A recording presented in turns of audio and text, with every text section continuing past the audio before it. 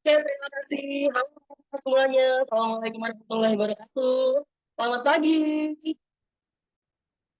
Gimana nih kakak-kakak kabarnya hari ini?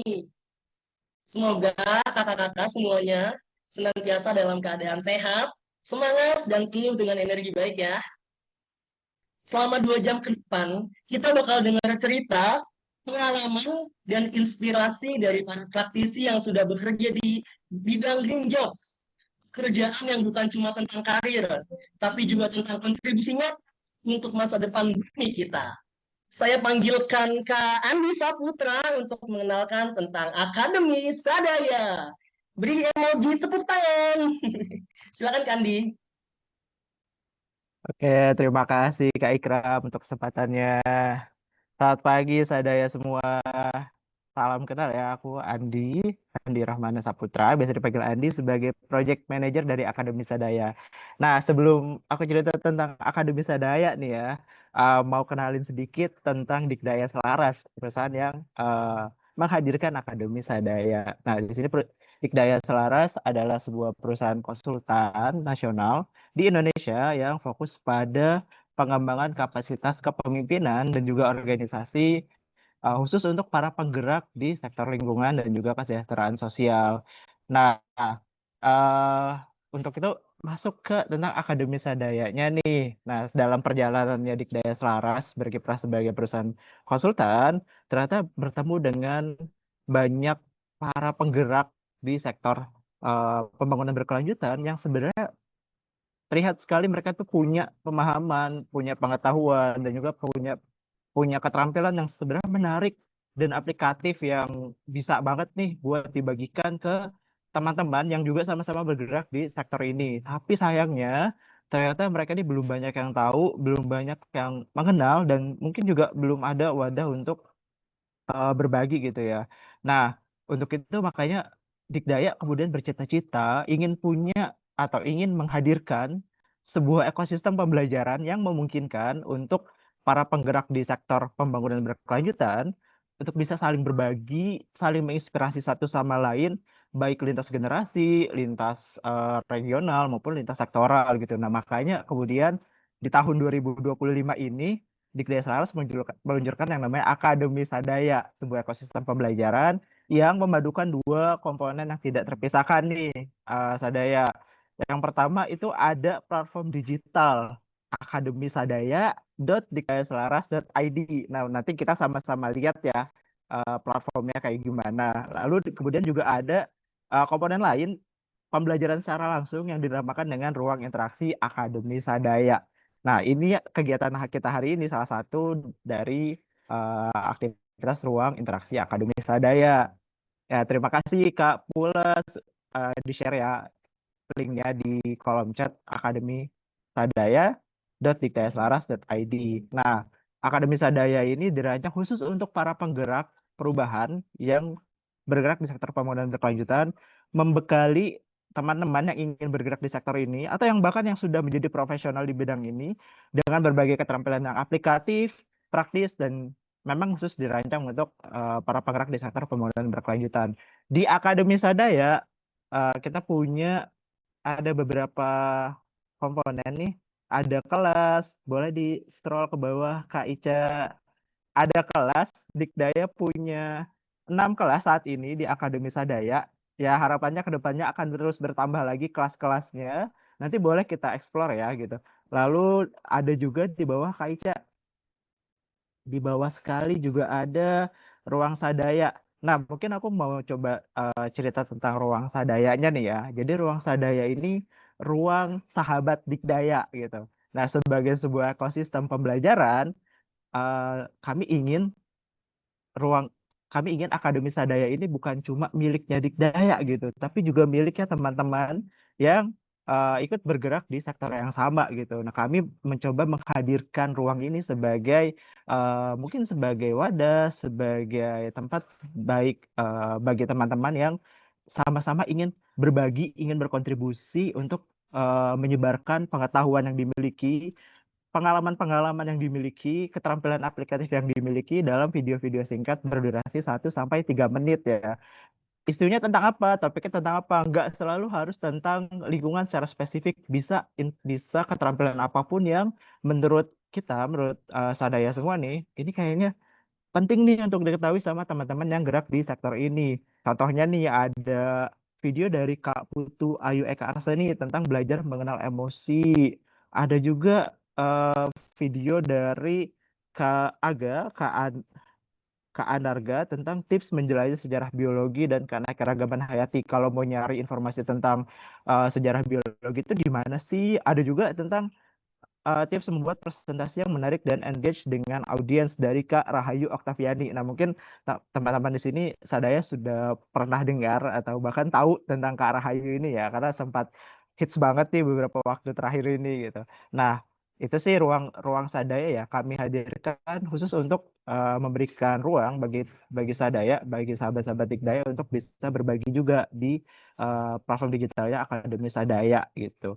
Nanti boleh banget setelah ini kalau kepikiran mau share sesuatu, boleh banget menjelajah di Akademi Sadaya. Lihat di sini ada bagian untuk submit videonya, gitu Kak. Nah mungkin kita bisa coba masuk ke bagian login ya Kak Ica.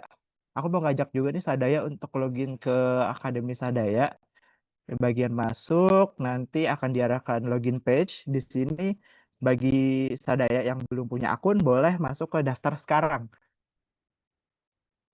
Aku juga mau ngajak nih Sadaya semua yang ikut trias hari ini untuk ikut login dan nanti menjelajah di Akademi Sadaya karena nanti di akhir akan ada door prize khusus untuk Sadaya yang sudah login nih. Nanti akan ada 2 orang yang akan dapat door prize khusus untuk kelas di Akademi Sadaya.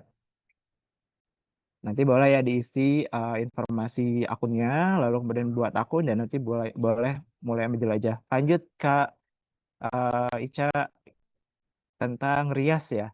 Jadi Rias sebagai sebuah ruang interaksi Akademi Sadaya adalah tempat untuk kita belajar secara langsung gitu dengan dalam interaksi langsung. Sejauh ini sih kita sudah ada 4 kegiatan ya dengan hari ini. Yang pertama ini Rias yang pertama saat launching kemarin, launching Akademi Sadaya di bulan Juli. Rias kedua ini di Denpasar, Bali. Lalu yang Rias ketiga ini kemarin, bulan kemarin di Oktober bersama dengan asosiat-asosiatnya Dikdaya. Dan hari ini kita Rias yang keempat. Ya itu saja sih dariku ya. Aku kembalikan kepada Kak Ikram. Terima kasih Kak. Terima kasih banyak Kak Andi atas ceritanya. Sekarang jadi lebih kenal ya, lebih kebayang ya Sadaya semuanya. Seperti apa Akademi Sadaya Sadaya itu dan semangat apa yang ingin kita bangun bersama di ruangan ini. Setelah ini kita akan memasuki sesi utama dari ruang interaksi Akademi Sadaya keempat ini, talkshow tentang green jobs, saatnya kerja untuk bumi. Sesi ini akan dipandu oleh Kamega, mungkin boleh next slide-nya. Kamega Sapira, Kepala Program Pulse and Grow dan Asosiat Dikdaya. Kak Mega akan menemani kita ngobrol santai tapi penuh inspirasi bersama para narasumber yang sudah hadir. Silahkan Kak Mega, ruangan ini saya serahkan ke Kak Mega. Beri tepuk tangan online untuk Kak Mega. Wih, terima kasih Kak Ikram. Aku tepuk tangan sendiri biar seru. Selamat pagi Sadaya semuanya. Terima kasih gitu ya udah hadir di sini menyempatkan waktunya di Sabtu pagi hari ini. Nggak sabar mau segera mulai gitu ya kita mendengarkan pengalaman dan juga insight-insight menarik dari 2 narasumber kita yang kece-kece. Ada Kak Adinda Aksara dan Kak Amer gitu ya. Sebelum masuk ke sesi talk show-nya, tapi aku mau minta Sadaya menjawab pertanyaan nih menggunakan polling Zoom gitu. Jadi mau ngecek nih supaya kita tadi saling mengenal gitu ya, supaya makin sayang karena katanya tidak tak kenal maka tak sayang. Kalau kenal jadi makin sayang gitu ya, mudah-mudahan. Nah, minta tolong Sadaya nanti untuk menuliskan aja gitu ya jawaban dari pertanyaan yang ada di layar di kolom chat. Jadi Sadaya boleh pilih satu pernyataan yang paling mewakili keadaan Sadaya sekarang. Boleh ketik A kalau misalnya sekarang tuh udah bekerja atau sedang bekerja gitu ya di sektor green job, silahkan ketik A. Boleh pilih B kalau ingin bekerja di sektor green jobs. Dan ini tadi udah di-spill sedikit sama Kak Ikram, tapi aku bantu spill lagi. Jadi nanti di akhir acara ada info-info menarik juga nih soal lowongan apa sih yang lagi tersedia di green jobs gitu ya. Salah satunya ada lowongan apa nanti dibawakan oleh salah satu narasumber kita nih. Jadi mohon ditunggu, mudah-mudahan bisa stay gitu ya Sadaya semua sampai akhir nanti. Boleh pilih C kalau pernah bekerja di sektor green jobs tapi sekarang misalnya udah enggak. Terus kalau D ingin tahu lebih banyak. Oh, ini udah cukup banyak gitu ya yang muncul. Yang B banyak, yang D juga ada beberapa gitu. Boleh cerita nggak ya? Salah satu aku mungkin mau mengundang siapa ya untuk cerita. Kakak-kakak kalau ada yang pengen cerita nih pengalamannya bekerja di Green Jobs atau jawabannya boleh open cam juga boleh, boleh ngacung gitu ya, boleh raise hand. Siap, kalau gitu lanjut. Aku sekarang langsung mau mengundang aja nih narasumber-narasumber kita gitu. Ada Kak Dinda dan juga Kak Amer gitu ya. Ini aku bacakan sedikit tentang Kak Dinda.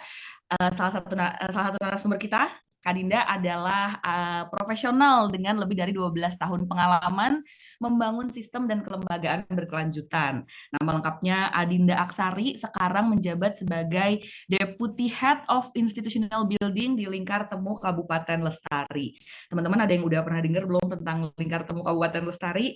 Uh, Kalau misalnya udah atau belum, nanti kita akan tahu lebih lanjut gitu ya soal apa sih yang dilakukan sama Kak Dinda gitu. 5 tahun terakhir, Kak Dinda fokus pada pengembangan green jobs di tingkat daerah, mendampingi banyak anak muda menjadi wirausahawan yang berkontribusi pada ekonomi hijau.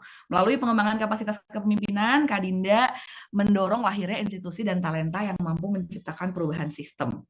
Ini menarik banget karena ada beberapa kata kunci gitu ya, membangun sistem, membangun kelembagaan, selain itu juga membantu anak muda menjadi wirausaha, tapi kontribusinya pada ekonomi hijau. Wah, banyak nih kayaknya yang dilakukan Kak Dinda ya. Nanti kita bisa kepo-kepo lebih lanjut sama Kak Dinda. Setelah itu selanjutnya kita akan berkenalan juga dengan narasumber selain Kak Dinda, satunya ada Kak Amer. Kak Amer Risnadi sekarang berprofesi sebagai Art Director dari Catalyze. Nah, ini uniknya. Kenapa nih tiba-tiba Green Jobs tapi Art Director gitu? Ini juga nanti kita akan cari tahu lebih lanjut gitu ya, Sadaya. Jadi Kak Amer ini sekarang graphic designer dan Art Director dengan pengalaman profesional di industri desain sejak 2012. Berarti ini udah tahun ke-13-nya Kak Amer nih ya, berkarir di dunia desain, bergabung dengan Catalyze, sebuah perusahaan desain berfokus pada pengembangan desain visual yang berkaitan dengan isu lingkungan, mencakup topiknya ada konservasi, deforestasi, pengurangan plastik sekali pakai, hingga pemberdayaan kelompok masyarakat. Kak Amer bekerja sama dengan berbagai organisasi lingkungan dan perusahaan swasta, baik nasional maupun internasional. Karya yang dihasilkan meliputi infografis, animasi, ilustrasi, editorial, branding, dan lain-lain. Nanti kita juga bakal dikasih spill nih, Sadaya, salah satu karyanya Kak Amer gitu ya. Nanti kita juga bisa lumayan kepo nih sama Kak Amer gitu, kayak kok graphic designer tapi green jobs nih menarik banget gitu ya. Boleh lanjut? Seingat aku, oke aku sekarang berarti mau mengundang nih langsung aja ngobrol-ngobrol gitu ya sama kedua narasumber kita. Aku mau memberi pertanyaan pembuka dulu untuk narasumber. Nanti segera dipin gitu ya narasumbernya biar kelihatan. Biar menyala, asik menyala nggak tuh? Hai Kak Dinda, hai Kak Amer. Halo. Halo. Udah sarapan Kak? Aman? Gimana udah? Udah. Aman. Langsung kita mulai nih ya Kak. Jadi pertanyaan pembukanya nih pengen nanya awal-awal dulu nih sama Kak Dinda sama Kak Amer. Kalau pekerjaannya Kak Dinda sama Kak Amer diubah nih menjadi film. Asik nggak tuh jadi film ya kan? Itu kira-kira judulnya apa sih Kak? Boleh, siapa dulu boleh? Kak Dinda dulu, Kak Amer dulu boleh? Kak Amer deh. Oh ya. Ya, aku dulu Lempar ya. ya, Kak? Apa ya? Mungkin aku judulnya firefighter. Jadi Oh.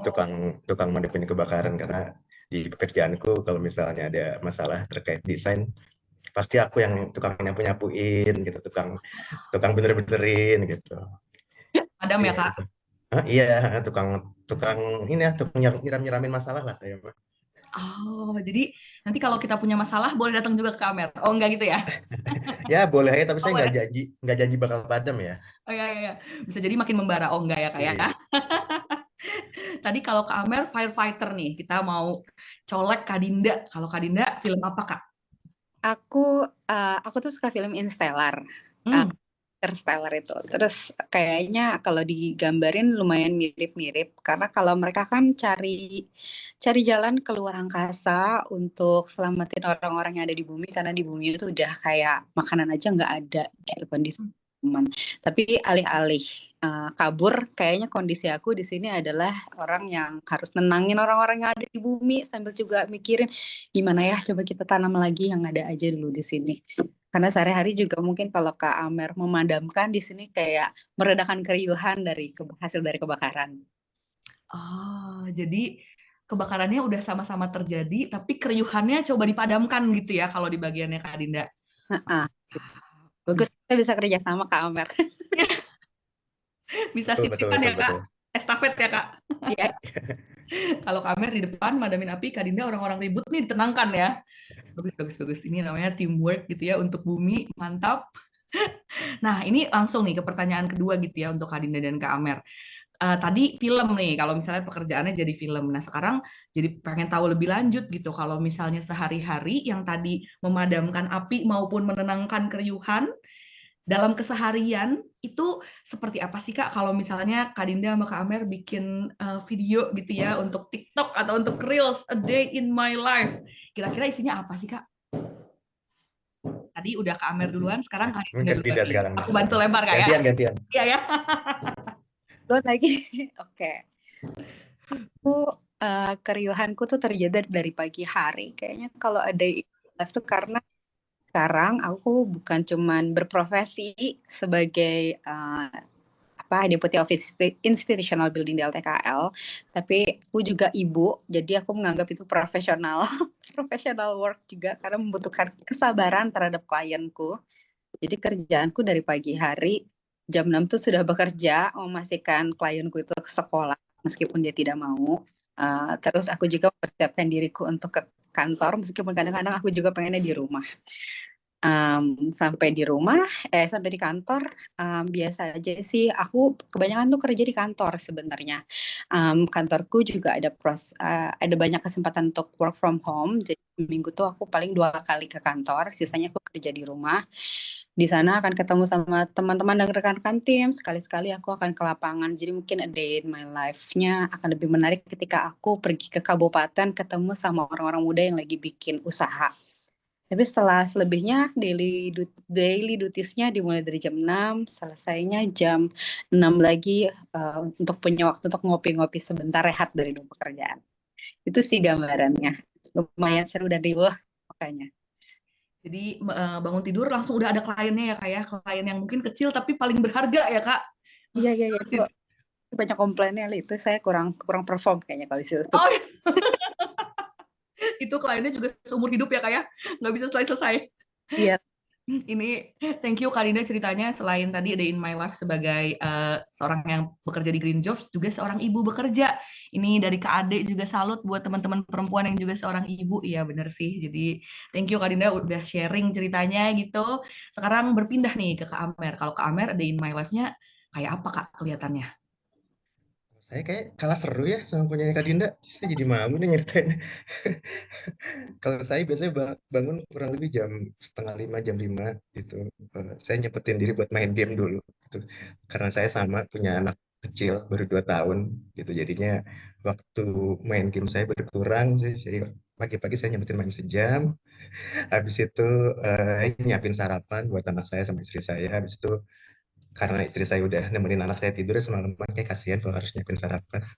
Habis itu saya nganterin anak saya ke daycare, ya udah saya kerja saya di rumah, WFH paling cuma hari Rabu aja sih saya ke kantor, sisanya WFH gara-gara pandemi kayak kita semua cara kerja udah berubah ya.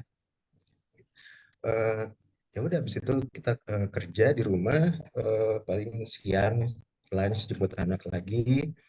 Ya udah habis itu seperti pekerja kantoran pada umumnya sampai sore eh, selesai. Kalau ada lembur ya mau nggak mau harus dilemburin. Tapi sebisa mungkin sih saya nggak lembur. Itu aja sih. Jadi dari Kak Amer tadi pagi-pagi menjaga kewarasan diri sendiri dan pasangan ya Kak, main Nah, game, betul, pasangan. Ya, betul, mantap. betul, betul. Mantap, mantap, mantap. Jadi ini juga kayaknya kalau misalnya Sadaya yang hadir di sini gitu, tadi mendengar, wah dua-duanya nih lumayan enak gitu ya, karena ada part bisa kerja di rumahnya, bisa kerja di kantornya gitu, lumayan fleksibel gitu. Jadi ini juga yang nanti akan kita spill gitu ya, gimana sih caranya bisa berkarir di bidang green jobs.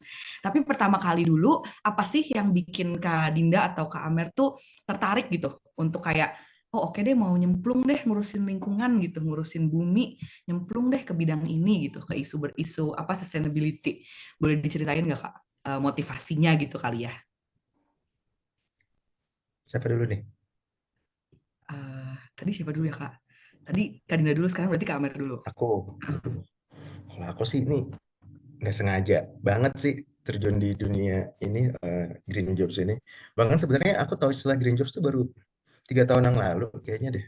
Terus dihubungi sama Akademi Sadaya untuk jadi narasumber green jobs. Saya juga baru sadar, oh ternyata pekerjaan saya ini masuk ke green jobs juga ya. Gitu. Padahal sebenarnya kan pekerjaan cukup jauh ya. Saya bagian desain. Gitu. Tapi awal saya nggak sengaja. Jadi waktu itu saya di Jakarta kan. Seumur hidup di Jakarta, terus bosen deh di Jakarta, saya mau pindah ke Bali. Saya harus nyari kerjaan dong, itu kan nggak mungkin ya saya pindah pindah pulau nggak dapat kerjaan. Harus saya apply ke Catalyze. Catalyze itu Communication and Design Agency, tapi fokusnya di isu lingkungan. Gitu. Jadinya awalnya saya ada awareness soal lingkungan dan sustainability, tapi nggak ada action lebih. Gitu. Jadi cuma aware doang. Begitu masuk, barulah terbukakan ya cakrawala saya soal isu ini gitu. Ternyata luas banget dan kita bisa banget ya kerja tuh ada dampaknya gitu loh. Kita bisa lihat dampaknya kayak gimana gitu bukan untuk manusia aja gitu, tapi untuk lingkungan juga gitu. Uh, Menjawab nggak ya jawaban saya? Jadi ternyata kasih dampak gitu ya Kak ya. Betul, betul. Ya, setelah di apa jalan hidup pada akhirnya membawa ke sini terus menyadari bahwa ternyata ngasih dampak. Thank you Kak Amer. Kalau Kak Dinda gimana Kak motivasinya gitu ya? Awalnya kenapa sih kok bisa kerja di sini? Awalnya itu sebenarnya aku dari lulus kuliah, jadi dulu aku kuliahnya jurusannya hubungan internasional. Sebagaimana banyak anak-anak HI yang kuliah tuh, kita kepikirannya lulus tuh mau jadi diplomat, tapi dilalah lapangan pekerjaan diplomat itu kan tidak selalu luas. Jadi masuk ke beberapa instansi yang lebih ke ngobrolin international development gitu, alias ngomongin tentang isu-isu bilateral. Aku banyak kerja di sana tuh.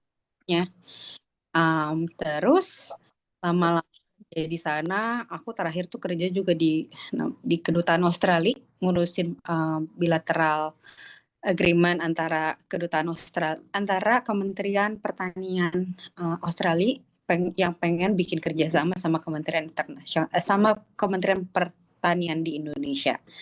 Di situ tuh udah lumayan enak dan established, tapi di sana tuh aku ngerasa kok nggak pernah nemuin panggilan sebenarnya. Kayaknya di sana tuh kerja tuh gitu aja gitu, datang ke kantor jam 9, pulang jam 4, laptop nggak boleh dibawa pulang karena isu security.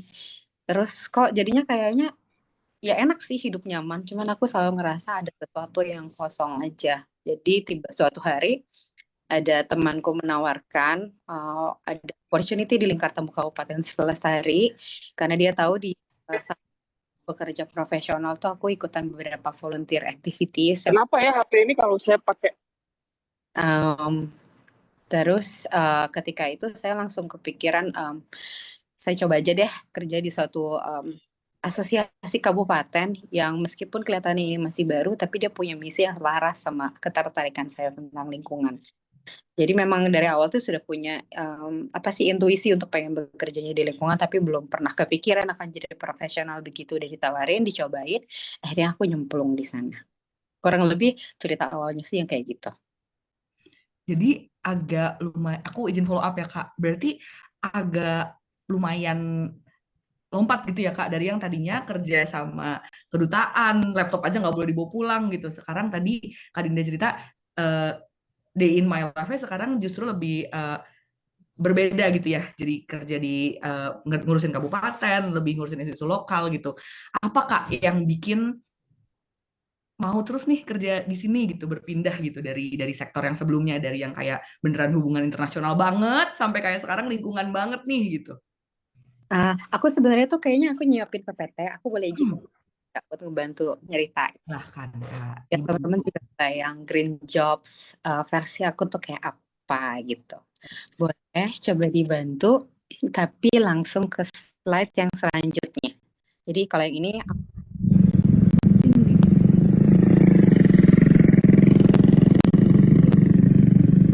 kompleks paling padat nih. Jadi kalau dari video tadi itu sebenarnya tuh cuplikan singkat yang mungkin nggak terlalu kelihatan, tapi hopefully bisa kelihatan di dua gambar di kanan di kirinya. Ini adalah salah satu kabupaten anggotanya LTKL. Jadi Lingkar Temu Kabupaten Lestari itu istilahnya itu adalah asosiasi dari 9 kabupaten. Jadi ini bukan namanya sebuah kabupaten itu ada nama Kabupaten Lestari, bukan.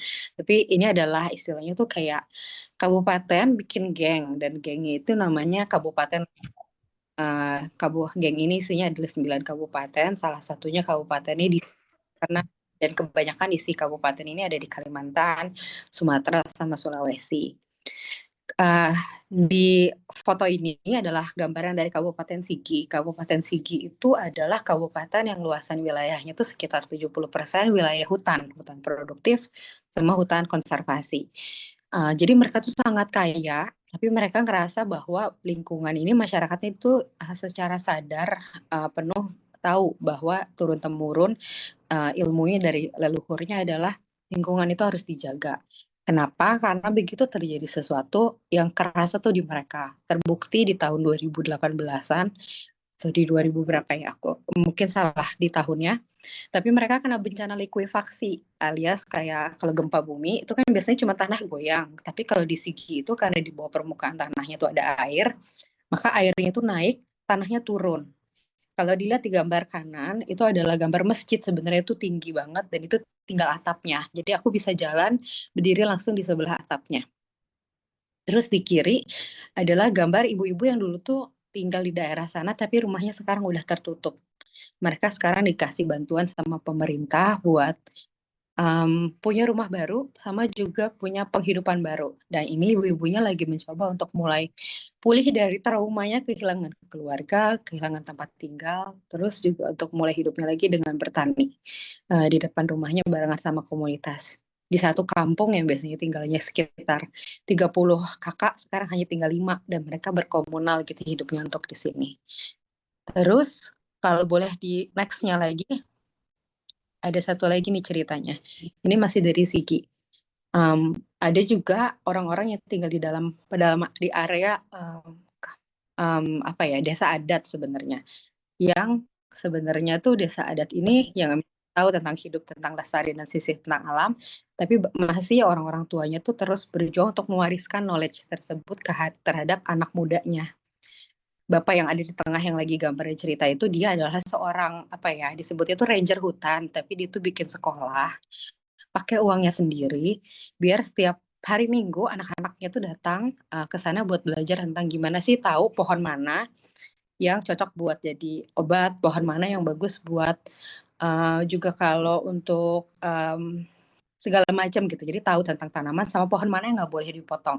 Kalau mau dipotong kapan. Sekolahnya sekarang statusnya gambarnya yang ada di sisi kiri, yang dia tuh sekarang udah sangat bobrok dan hancur. Dan dia tuh kemarin juga kita lagi ngobrol tentang perbaikan sekolahnya. Dia semuanya bermodal di situ. Jadi sebenarnya kalau balik lagi cerita tentang kenapa aku sangat tergerak untuk bekerja di bidang lingkungan, itu pada intinya itu baliknya adalah dua hal sih sebenarnya. Satu, aku sendiri memang punya ketertarikan dan kesadaran bahwa hidup kita yang kayak gini-gini aja tuh sebenarnya bukan sesuatu yang baik, karena apa yang kita selalu lakukan itu selalu punya hasil dan dampak. Di sisi yang lain sebenarnya yang terus membuat aku sangat bersemangat kerja di sini adalah aku melihat sebenarnya di luar dari apa yang aku kerjakan ada orang-orang yang sangat jauh lebih keren, yang mereka berupaya sekuat tenaga hidupnya samping-sampingan sama hutan, yang sebenarnya itu hutan di kita tuh di Kalimantan, di Sumatera, Sulawesi sebenarnya kan betul-betul menjadi paru-paru kita ya. Mereka yang hidupnya benar di pinggiran dan struggling, mereka tuh punya kesempatan untuk jadi kaya dengan membuka hutan karena kayu itu mahal. Tapi tidak mereka lakukan, mereka hidupnya sederhana. Hanya karena mereka merasa ini nggak bisa, bukan cuma buat Indonesia atau dunianya aja, tapi ini memang sangat ngaruh kalau hutannya rusak, mereka nggak bisa gitu untuk mereka akan kena bencana lagi, baik itu likuifaksi, longsor, dan juga kekurangan mata air. Terus aku juga sangat termotivasi melihat ada panggilan sendiri sih, melihat panggilan dari teman-teman yang tadi terkena kayak likuifaksi tapi masih bisa balik lagi jadi komunal. Di situ aku benar-benar ngelihat dan tertampar aja sih bahwa isu lingkungan itu bukan cuma isu tentang yang terpisah dari kita, tapi beneran jadi bagian kehidupan sehari-hari, terbukti dari kehidupan masyarakat di Sigi. Dan buat aku tuh itu jadi kayak yang apa ya, bekerja di sini tuh bekerja di bidang green jobs adalah bekerja untuk menjawab panggilan sebenarnya. Kalau tadi aku bekerja di bidang yang sangat nyaman, misalnya gajinya tinggi, tempat mana sih yang orang tua mana yang gak bangga bilang kayak anaknya kerja di kedutaan Australia buat pemerintah Australia. Orang tua mana yang gak bangga, tapi aku merasa di sana nggak ada panggilan ya. Di sini di Green Jobs, aku sama-sama bekerja secara profesional, kerjaanku ada di kantor, tapi impact-nya tuh aku tahu bahwa apa yang aku bawa adalah buat bantuin mereka.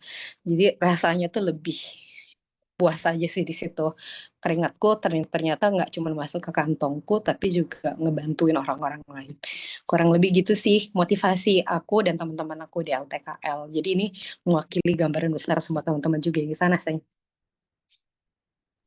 Aduh, thank you Kak Dinda ceritanya. Jadi selama ini kan kita sering banget denger ya kayak hutan paru-paru kita terhubung dengan semuanya. Tapi tadi ceritanya Kak Dinda tuh aku beneran belajar bahwa oh Kak Dinda di Jakarta kerja kantornya di Jakarta tapi ngurusin hutan di daerah. Tapi begitu juga dengan orang-orang di pinggir hutan, mereka nggak nebang tuh buat paru-parunya kita semua gitu. Jadi keterhubungannya beneran berasa. Aduh, thank you Kak Dinda. Teman-teman, sebelum aku melanjut ke pertanyaan untuk narasumber-narasumber kita, mau mengajak Sadaya semuanya berimajinasi. Asik nih ya, berimajinasi. Jadi kalau Sadaya bisa bekerja di sektor hijau atau di green job, itu Sadaya pengennya ngurusin apa sih dan kenapa? Boleh nggak? Boleh chat gitu ya, tulis jawabannya di kolom chat. Atau kalau ada yang pengen open mic, mau raise hand juga boleh.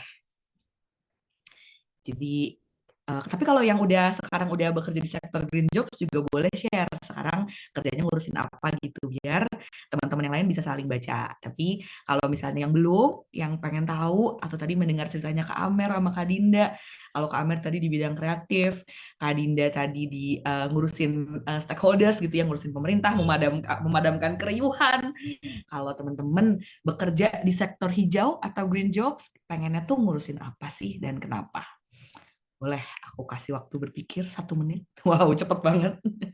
Sambil boleh di-share di kolom chat gitu ya, Sadaya.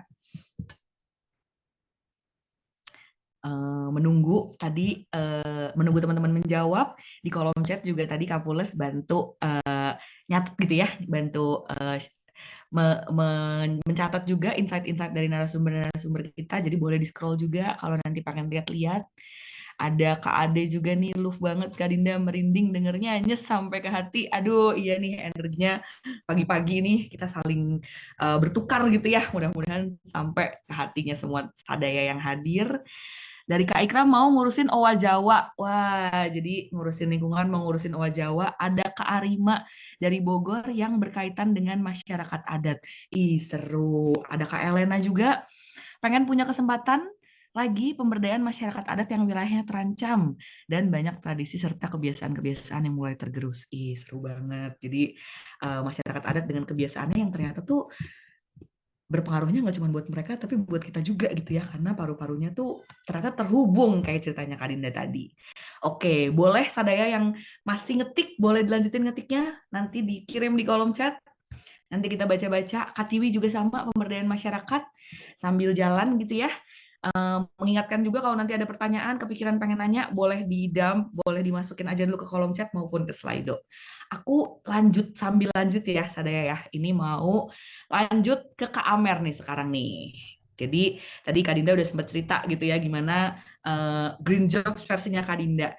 Sekarang Kak Amer nih pengen tahu banget nih, karena kan tadi bilangnya industrinya kreatif, kerjanya graphic designer, art director, memadamkan masalah di bidang-bidang visual gitu. Jadi kenapa sih Kak Amer merasa dunia kreatif yang sekarang dunianya Kak Amer tuh punya tempat juga di Green Jobs gitu, nggak yang kayak harus aktivis sama masyarakat adat, nggak harus ilmuwan gitu. Kayak apa sih Kak sebenarnya? Eh, Sebenarnya kalau dari pengalaman saya ya di dalam menangani klien-klien saya itu kan banyak organisasi lingkungan, atau bahkan perusahaan perusahaan swasta juga, tapi yang di bagian lingkungannya gitu ya, kayak misalnya mereka ngurusin soal CSR-nya gitu, atau bikin laporan tentang sustainability responsibility mereka gitu. Sebenarnya banyak yang disampaikannya itu apa ya, cara komunikasinya itu kaku gitu loh. Karena kan biasanya di isu ini yang terlibat itu memang orang-orang yang punya kepentingan, bukan kepentingan, orang-orang yang emang decision maker gitu, kayak pemerintah atau misalnya CEO apa gitu. Nah, biasanya kan gaya komunikasi orang-orang seperti ini kan memang memang bukan gaya komunikasi yang santai ya, bukan kayak kita ini ya gitu ya. Nah, jadinya ketika di produknya itu dilepas ke publik gitu ya, atau misalnya untuk atau di sosmed atau segala macam, jadinya kadang kok gayanya kok gini banget ya, nggak relate sama orang-orang pada umumnya gitu. Nah, salah satunya peran saya dan peran kami gitu di tim itu sebenarnya untuk itu juga, gimana caranya bikin bikin komunikasi dari organisasi-organisasi ini atau perusahaan ini tuh bisa lebih relate ke masyarakat yang lebih luas gitu, karena isu lingkungan ini sebenarnya eh, milik bersama kok, milik semua orang, itu semua orang tuh relate banget itu, karena kan bumi kan kita nempatin bumi yang sama ya, bukan bumi yang beda, itu pasti semua orang masalahnya juga sama. Misalnya ini di Bali lagi panas banget gitu ya, satu Bali ngerasain panasnya itu juga gitu, bukan cuma orang-orang tertentu yang ngerasain panas, jadinya memang relate ke semua orang. Nah, jadi peran kami sebenarnya, kenapa tadi kalau pertanyaannya adalah perannya pekerja kreatif di isu lingkungan ini apa? Ya salah satunya untuk itu, supaya salah satunya adalah biar desainnya uh, bisa disampaikan ke masyarakat itu dengan lebih baik gitu loh.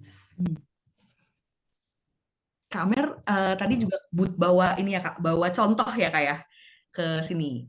Hasil tidak mau sekalian dilihatin kali ya, biar kebayang juga gitu gimana sih tadi Kak bisa mengkomunikasikan pakai bahasa-bahasa yang nggak susah gitu ya Kak. Iya. Kalau saya kan sekarang bekerja sebagai art director, itu nama jabatan aja sih, padahal sebenarnya saya juga graphic designer gitu. Jadi fokus saya sih dalam beberapa tahun terakhir sebenarnya bekerja dengan tim. Itu tim ini terdiri dari berbagai macam expertise ya, ilustrator, graphic designer, kadang ada juga animator gitu ya, jadi dia gerak-gerakin gambar gitu supaya bisa bikin produk komunikasi atau produk desain yang bisa dipahami sama audiens gitu. Nah, kayak misalnya yang gambar apa ya, gambar penyu deh nih, ini waktu itu saya project untuk ngegambarin suasana laut di Uni Emirat Arab gitu loh. Jadi ada konservasi penyu di sana gitu. Nah, itu tuh orang tuh harus tahu gitu, gambaran laut di dalam laut Arab tuh kayak gimana sih gitu. Biota lautnya tuh apa aja gitu. Jangan sampai nanti kita gambar yang ternyata spesiesnya tuh nggak ada gitu di sana. Gitu. Jadinya riset yang dilakukan sebenarnya juga nggak sepele ya gitu ya, kita benar-benar nyari tahu nih apa aja spesies yang ada di sana ya sambil diskusi sama klien gitu. Ada juga spesies-spesies yang ternyata endemik tapi untuk divisualisasikan ternyata bentuknya nggak cukup menarik ya gitu. Akhirnya kita nggak pakai gitu, kita ganti spesies yang lain. Warnanya tuh kalau misalnya di dalam sana seperti apa sih warna koralnya gitu ya. Ternyata warna koral beda sama yang di Indonesia gitu. Jadi kita harus menyesuaikan lagi. Nah, jadi hal-hal kayak gitu yang prosesnya banyak, jadinya kalau misalnya nggak nggak ada profesi kreatif di situ, kayaknya akan sulit juga ya gitu untuk si organisasi ini atau klien ini bisa mengkomunikasikannya ke publik gitu secara lebih mudah diterima gitu. Kadang karena hasil yang disampaikan kalau misalnya tidak melalui proses desain itu kadang ya plek-plek aja gitu loh. Jadi kurang menarik pada akhirnya. Terlalu saintifik, terlalu faktual gitu. Padahal sebenarnya audiens kadang nggak perlu hal-hal yang terlalu saintifik banget gitu. Audiens kadang butuh yang emang lebih pop aja. Nah, peran teman-teman saya tuh ya di hal itu jadinya. Itu kayak misalnya ini juga yang ini ada 3 ilustrasi gitu, yang di sebelah kiri itu yang warna hijau nggambarin gimana suasana di sebuah rumah gitu ya. Di sebuah rumah itu ada beberapa keluarganya, mereka yang tadinya apa namanya, kondisi hidupnya agak susah, terus ketika ada proses pemberdayaan akhirnya mereka bisa lebih bahagia, bisa lebih terjamin hidupnya gitu. Terus juga yang di sebelah kanan yang warna ungu itu kita ditugaskan untuk menggambarin berbagai macam spesies pohon, mulai dari kakao, ada kopi, ada merica gitu, tapi nggak boleh terlalu scientific gitu, nggak boleh terlalu terlihat benar-benar kayak pohon aslinya gitu, jadi harus agak modif tampilannya. Nah, itu juga dibutuhkan skill yang apa ya, yang harus bisa memodif bentuk asli menjadi lebih menarik gitu loh, dan lebih mudah diterima sama orang gitu. Jadi orang ketika ngelihat pohon, oh ini pohon coklat gitu, ini pohon kopi gitu, tanpa harus melihat bentuk aslinya gitu. Oke. Seperti itu. Thank you Kak Amer. Jadi gimana biar informasi yang sulit tadi bisa diterima sama masyarakat. Nah, aku lihat nih Kak Dinda tadi sempat menanggapi, bener banget Kak Amer. Ahahaha. Nah, ini pengen coba nih mengkonfirmasi apa tuh Kak yang bener banget dari segi organisasi lingkungannya gitu ya. Bener bangetnya karena valid semua hal yang Kak Amer bilang, bahwa sebenarnya aku bekerjanya di LTKL karena kami asosiasi pemerintah yang harus ngobrolnya tuh sama banyak orang, kayak orang muda, terus juga pemerintah di level yang lebih nasional di kementerian, sampai ke ngobrol ke apa ya, orang international development agency gitu, kayak lembaga donor gitu ya. Mereka tuh kalau baca dokumen yang digambarin sama Pemka pusing, datanya tuh ya gitu, table Excel, pembahasan juga pakainya jargon, ngobrol pakai jargon itu tuh paling gak relatable, apalagi buat orang-orang muda, boro-boro kemana gitu, ke sejawatnya aja mungkin mereka juga udah capek dengerinnya. Jadi begitu. Yang aku sendiri tuh selalu sering bukan selalu dan sering banget, tapi selalu pasti konsisten kita kerjasama sama tim graphic designer yang bisa ngebantuin kita memvisualisasi. Bahkan bukan cuma graphic designer yang visualisasi, tapi juga tim komunikasi yang jago bantuin kita untuk menarasikan ulang, biar apa yang ditulis bisa kita sampaikan dengan bahasa-bahasa yang lebih mudah dimengerti dari berbagai sektor. Jadi satu materi itu cara ceritanya bisa 10 tergantung siapa orangnya. Tapi bener banget yang Kak Amer bilangin, kayak untuk gambar tuh gak sesimpel untuk bikin gambar kayak pohon kopi, tapi kayak yang sering banget aku temuin, misalnya kalau aku minta request ke graphic designer yang tidak punya passion terhadap lingkungan, misalnya tolong dong gambarin tentang isu yang laut itu, misalnya, atau enggak gambarnya atau mau annual reportnya tentang Sigi, digambarinnya produk-produknya yang tentang bahannya ya misalnya papeda gitu, kan jauh banget. Nah ini mah tentang Sigi, orang Sigi pas baca ini teh apa gitu kan, ininya kayak nyambung. Jadi top banget sudah sampai bantuin riset ke arah situ, itu kelihatan banget passionnya. Jadi ternyata bisa terlihat ya Kak dari gambar desain grafiknya kayak, oh ini beneran nih ada passion dan riset yang tadi Kak Amer bilang nggak sederhana juga gitu risetnya untuk bisa punya si gambar-gambar yang kita lihat. Kan kalau klien-klien biasanya, nambahin penyu doang Kak, masa susah sih kan gitu ya. Ternyata enggak loh, itu susah emang gitu. Jadi, Mungkinnya adanya apa gitu, riset itu pas. benar. Jadi ini langsung tervalidasi ya dari Kak Dinda sisi organisasinya nih, mantap. Nah, Kak Amer, tapi aku mau nanya deh, kalau misalnya tadi dengan semua tantangan risetnya gitu ya, dengan semua tantangan yang ada, sebenarnya apa sih Kak part paling menantang bekerja di bidang ini dan kenapa Kak Amer tetap bertahan menjalaninya? Part paling menantang di bidang ini ya, di bidang lingkungan ya. Itu tadi sebenarnya buat mastiin apakah ini faktual atau enggak gitu. Itu penting banget. Kayak misal tadi Kak Dinda bilang lokasi di mana, tapi ngomongin soal papeda itu kan nggak relate berarti kan, itu salah. Nah jadi hal-hal kayak gitu, sorry, kita kadang harus ngecek lagi gitu. Ini benar nggak sih kayak gini? Jadi kita nggak bisa dapat brief baca kita langsung eksekusi, itu nggak bisa. Itu benar-benar kita harus mastiin lagi ini sesuai nggak nih dengan target audiens gitu, sesuai nggak dengan konteks yang lagi dibicarakan. Tantangan utamanya di situ. Lalu yang lainnya sebenarnya tantangannya lebih ke apa ya? Sebenarnya rada ini juga ya, rada monoton sebenarnya gitu, karena isu lingkungan kan itu satu, tapi isunya kan banyak banget ya. Tapi sebenarnya yang mau disampaikan ya nggak terlalu beragam juga, misalnya soal soal bumi gitu ya, bagaimana kita menyelamatkan bumi kan itu aja, tapi lewat apa nih, lewat misalnya lewat konservasi gitu, atau lewat jangan sampai ada deforestasi apa segala macam, tapi tujuannya masih sama kan. Yang kadang sebenarnya di tiap organisasi itu banyak organisasi yang tujuannya sama tapi kelihatannya beda-beda gitu. Bahkan saya jadinya ngelihat ini kayaknya sama-sama aja deh nih ngomongnya gitu, kok namanya organisasi doang beda. Jadi kadang saya suka bingung untuk membedakan unique selling ini apa gitu. Bagaimana kita harus membuat produk desain yang lebih unik dibanding yang lainnya gitu. Sehingga kadang itu tantangan utama yang mencari keunikan dari setiap produk desain yang dibikin sih gitu. Karena saya kan client base ya, ininya apanya requestnya gitu. Jadi tiap klien request gitu.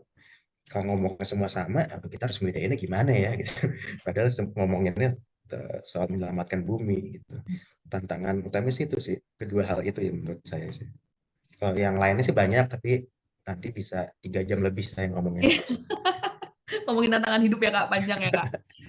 Dengan tantangan-tantangan yang ada Kak, menurut Kak Amer, perlu mindset apa sih Kak yang paling penting supaya bisa terus bekerja dan berkarir di industri ini dengan tadi semua tantangannya yang masih ada 3 jam lagi itu Kak? Tanda, yang paling utama sih harus kritis ya sebenarnya. Kalau skill design itu pasti harus punya gitu, apalagi kalau di pekerjaan saya ya gitu. Tapi hal lain itu sebenarnya harus kritis gitu. Kadang ketika kita dapat informasi memang harus dicek lagi, ini benar nggak sih, sumbernya dari mana nih gitu. Masih relevan nggak nih, misalnya ternyata risetnya udah tahun 70 gitu, kan udah tahun 2025 nih, masih relevan nggak nih, apakah ada riset lainnya gitu. Jadi sisi kritis itu yang harus dipertahankan gitu. Sama ketika kita lebih kritis, biasanya kita akan lebih ngelihat desain tuh akan lebih apa ya, lebih jahat lagi gitu. Ini desainnya kok gini sih, jelek gitu, mendingan bikin desain yang lain deh gitu.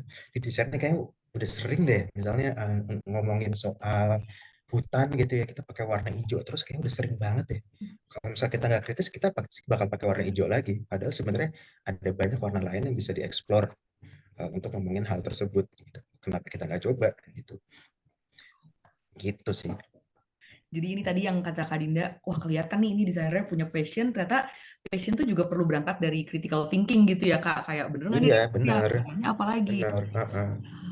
Oke, thank you Kak Amer ceritanya.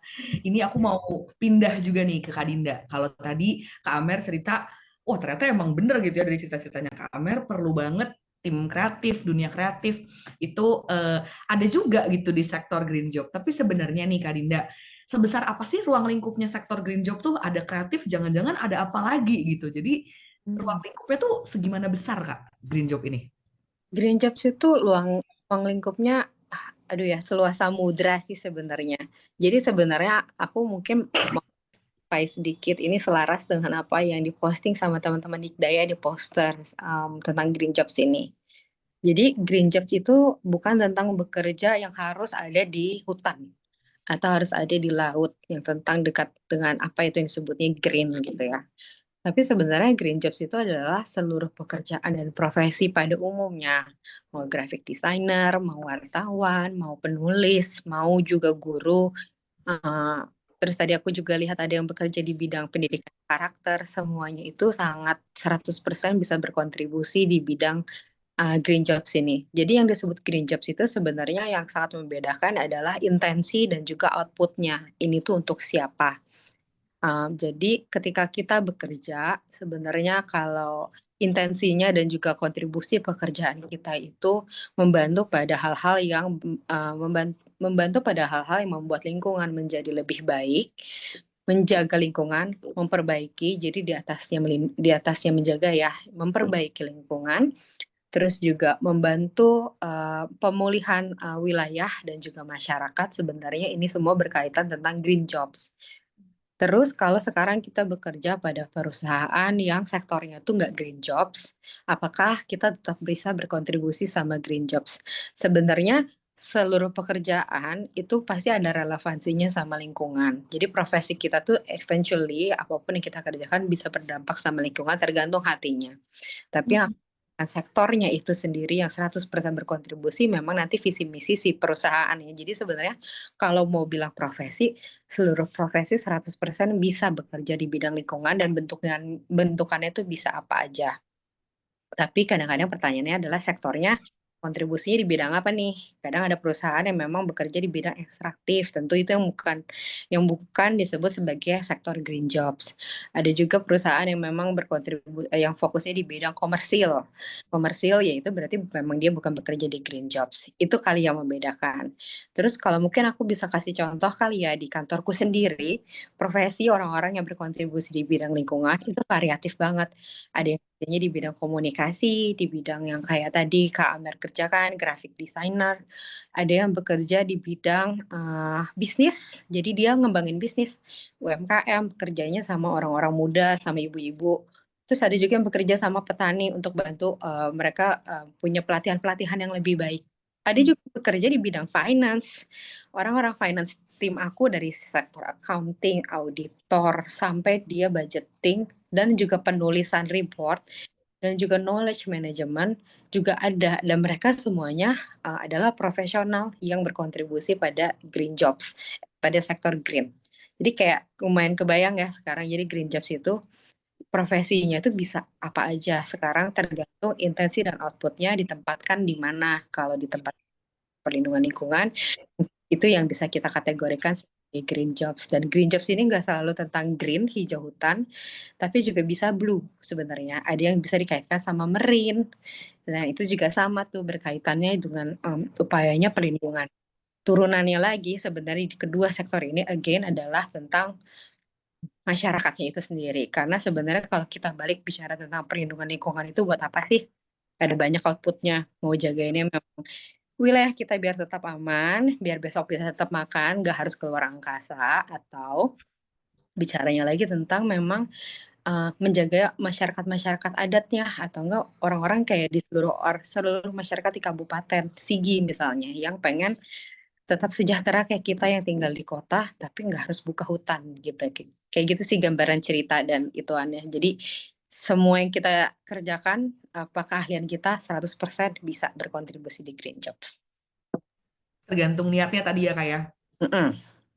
Tergantung intensinya. Jadi kalau menurut Kak Dinda, tapi di sektor ini sendiri trennya sekarang seperti apa sih Kak? Peluang-peluangnya ke depannya tuh akan seperti apa sih Kak? Oh, ini peluangnya gede banget sebenarnya. Kalau teman-teman misalnya udah mulai mengamati, isu tentang lingkungan itu menjadi isu yang sangat lebih urgent dari hari ke hari. Contoh yang paling relatable di kita adalah sekarang isunya adalah polusi. Nah, misalnya berita yang kita sering baca akhir-akhir ini adalah hujan aja sekarang ada mikroplastiknya. Terus juga kayak sumur aqua itu ngebor sampai harus ke dalam banget, airnya nggak ngambil di permukaan air. Itu tuh kenapa? Sebenarnya kan juga itu menandakan lingkungan kita tuh lagi nggak baik-baik aja, dan bahwa usaha dan bisnis yang kita kembangkan beberapa puluh tahun ini udah nggak cocok sama kondisi kesehatan bumi yang ada sekarang. Sekarang jadi semua sektor mulai beralih ke arah sana, udah mulai shifting sebenarnya. Makanya conversation yang sering sekarang kita dengar adalah tentang isu kesehatan, tentang isu pangan, tentang isu juga hak untuk punya hidup bersih gitu. Orang-orang udah mulai ada kesadaran ke sana, termasuk juga isu tentang wellness. Di isu Instagram, teman-teman udah mulai bicara tentang ayo jaga energi kita nggak matching, spiritual wellness gitu. Itu juga adalah bagian dari mulai orang-orang udah mulai shifting consciousness, alias kesadarannya sudah mulai berpindah. Jadi sektor green ini aku udah sering membaca dan juga memperhatikan bahwa ini adalah sektor yang semakin urgent, tapi lapangannya masih banyak kekurangan karena dilihatnya masih orang-orang masih taunya sektor yang biasa. Padahal ini adalah ranah hijau banget yang masih membutuhkan banyak profesional. Ya, jadi emang udah terlihat gitu ya Kak, pergerakannya di sosial media juga udah dirasakan tadi yang Kak Dinda bilang gitu, kayak orang-orang mulai makin peduli. Nah, dengan pergerakan-pergerakan baru ini baik dari segi masyarakatnya atau dari keadaan lingkungannya ke arah green job yang peluangnya ternyata sangat besar. Ketika nih Kak Dinda sebagai orang yang ngurusin lembaga, ngurusin organisasi, termasuk juga HR-nya gitu ya Kak, ketika merekrut talenta baru, Kak Dinda tuh cari orang yang seperti apa sih dari kualitasnya, dari nilainya gitu. Jadi tadi kalau Sadaya banyak yang bilang pengen kerja di Green Jobs tuh, apa Kak yang perlu disiapin? Kualitas apa Kak yang perlu dipersiapkan? Suara aku kedengeran? Sudah Kak, lanjut. Oke. Kalau kualitas itu sebenarnya kalau mau dibilang secara profesi, semua profesi harus punya standar pekerjaan yang baik, tapi mungkin yang aku mau highlight adalah karakter kali ya. Jadi kalau ngomongin tentang isu lingkungan, sebenarnya tuh yang paling penting dan aku sering banget temukan menjadi titik kegagalan dari teman-teman beradaptasi ini adalah kalau nggak punya passion sebenarnya, punya panggilannya sendiri untuk ada di sini. Kenapa? Karena bekerja di isu ini tuh lumayan perlu kekuatan mental sebenarnya, karena kita akan menghadapi orang-orang yang punya kendala, misalnya kayak tadi masyarakat adat yang punya banyak banget gitu. Tapi di sisi lain juga mereka punya harapan banget yang besar. Di sini karakter yang sangat dibutuhkan adalah orang-orang ini harus bisa jadi wadah yang bisa menampung dan gak reaktif. Terus juga untuk punya perasaan untuk kalau bertemu dengan proses yang juga nggak sejalan, dia tetap tenang, terus tetap mau mendengarkan, nggak reaktif aja sebenarnya prosesnya. Dan juga tahan banting, karena ini pekerjaan yang sebenarnya kan kita ini lagi mulai, istilahnya kalau isu green jobs ini lagi mulai berkembang, kita lagi di tahap permulaan awal-awal menuju tengah. Jadi kita lagi babat hutannya nih, babat jalan untuk meluruskan gitu, biar teman-teman yang lain yang bekerja di isu green jobs lebih lowong nanti. Jadi untuk ngobrolin itu tuh masih banyak tuh kayak ngapain sih gitu ngurusin masyarakat ini, ngapain sih. Jadi harus punya ketahanan mental untuk tahan aja sih di sana sebenarnya. Jadi secara karakteristik dan kualitas yang selalu dicari adalah orang yang punya panggilannya sendiri, atau kalau belum ada, menemukan sebenarnya apa titik poinnya kenapa dia mau ada di sana. Karena akan terus tergiur sebenarnya untuk punya penawaran ataupun untuk hal yang lebih mudah dan cepat sebenarnya. Jadi kayak ketahanan mental sih di situ yang paling pas. Jadi ini bukan untuk tidak mencari yang tahu-tahu gitu ya Kak, atau yang lembek-lembek ya Kak ya. Tapi itu saja ketahanan mental tadi menurut Kak Dinda sendiri bisa berproses terus asal punya passion atau panggilannya gitu ya Kak. Betul, dan lagi mungkin layer kedua dari di bawahnya ketahanan mental adalah dia mau menjadi wadah gitu juga untuk kasih Wah. ke orang-orang. Karena kadang-kadang kita akan bertemu dengan masyarakat yang kayak tadi, baru tertimpa bencana, atau kayak tempatnya lagi butuh bantuan langsung buat sekolah. Prosesnya kita kadang nggak bisa terlalu langsung reaktif, karena kita beneran harus ngelihat ini kalau kita mau membantu ekosistem di daerah sini berfungsi dengan baik, apa yang harus kita jaga ya, jangan sampai kita misalnya chip in ke sekolah nih contohnya, Hmm. lingkungan langsung naruh, tapi yang lainnya langsung mikir lah, kalau saya kok nggak dibantu, kalau saya kok nggak dibantu. Jadi ketika kayak gitu perlu sedikit kayak orang yang mau juga punya kedewasaan dan ketenangan untuk lihat lagi ekosistemnya, karena bicara tentang ekosistem perbaikan lingkungan juga harus melihat ekosistem manusianya juga. Jadi itu menarik banget, banyak layer-layernya. Gitu sih. Jadi lumayan balik lagi, makanya yang pertama adalah ketahanan mental dulu. Tahan, jangan reaktif. Kedua, ayo kita tenang dulu pikirin. Buat juga nggak makan sedih, tapi pelan-pelan dijalanin. Jadi definisi dari ketahanan mental atau yang kayak berhubungan dengan ketahanan mental yang diperlukan juga si systemic thinking gitu ya Kak, kayak jangan asal bantu nih, pikirin juga kelanjutannya, sistemnya gitu. Aduh, menarik banget nih Kak Dinda. Betul, systemic thinking itu kata kuncinya. Wah, menarik. Kak Dinda, tapi berarti ini langsung nih, ini bagian yang kayaknya lumayan ditunggu-tunggu sama Sadaya. Kalau mencari-cari lowongan pekerjaan green jobs atau kayak pengen ke sektor ini tuh, di mana sih Kak kesempatan-kesempatan atau lowongan-lowongannya bisa ditemukan? Aku bicara dari sisi HR kali ya, kacamatanya nih. Jadi sebenarnya teman-teman rekan sejawat aku di instansi lain itu kalau buka job opening itu biasanya ke LinkedIn. Jadi teman-teman bisa aja cari misalnya kata kuncinya adalah lestari atau enggak yang tentang hutan atau laut atau biodiversity, itu udah pasti itu kerjanya masuknya ke green jobs. Kita postingnya biasanya kebanyakan di 2 kanal sih. 3. 1 perusahaan sendiri di websitenya atau di sosial medianya, kedua di LinkedIn, ketiga di Indo Dev Job atau kayak titik Dev Jobs gitu biasanya. Itu yang memudahkan nih biar secara praktikal. Tapi di sisi lain mungkin aku bisa spill nanti Kak Ikram juga di terakhir akan ngasih tahu bahwa di LTKL pun lagi ada beberapa job opening. Jadi kalau teman-teman sekiranya punya aspirasi untuk juga kerja bareng langsung sama aku, nanti boleh ya dibuka daftar. Nanti belajar tahan mental dan belajar systemic thinking langsung ya sama Kak Dinda di tempat kerja. Ngiklan. Nggak apa-apa Kak, itu yang ditunggu-tunggu ya. Jadi bisa cek juga di website-website yang tadi Kak Dinda sebutkan, nanti di akhir juga akan di-spill sama Kak Ikram gitu ya, Sadaya. Nah, ini aku mau berpindah ke pertanyaan dari Sadaya nih yang udah masuk di Slido.